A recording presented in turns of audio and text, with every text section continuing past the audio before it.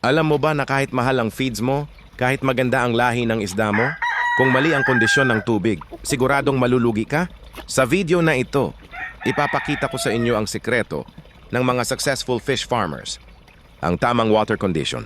Bakit tubig ang pinakaimportante? Ang tubig ang buhay ng palaisdaan. Hindi lang basta tubig, isa itong living environment na may oxygen, bacteria, minerals, microorganisms. Kapag nagbago ang kahit isa sa mga ito, naaapektuhan ng isda.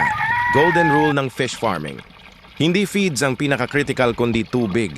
EMGA parameter ng tamang water condition. 1 dissolved oxygen DO.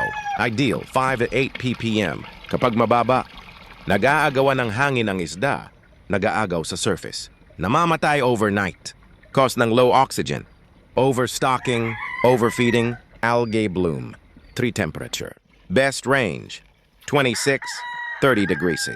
Kapag sobrang init, mabilis metabolism, mabilis maubos oxygen, sobrang lamig, hindi kumakain ng isda, 4 ammonia.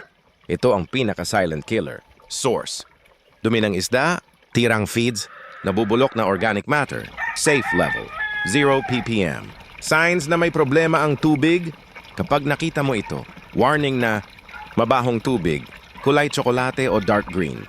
Lumulutang isda, mabagal kumain. Nagkakamot sa gilid, expert tip.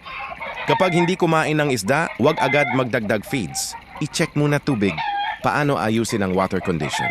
Solution system. 1. Aeration. Air pump. Paddle wheel. Fountain aerator. 2. Water exchange. 10-30% weekly.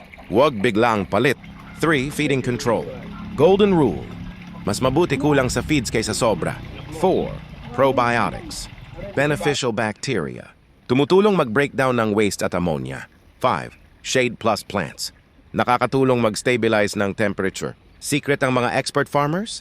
Hindi araw-araw nagpapakain ng magagaling na fish farmers.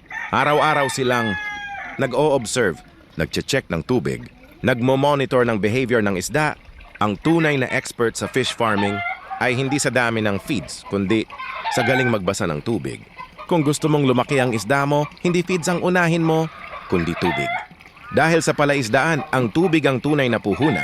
Like plus subscribe for more farming secrets. Sa Kain to Farm, dito tayo aasenso, dahan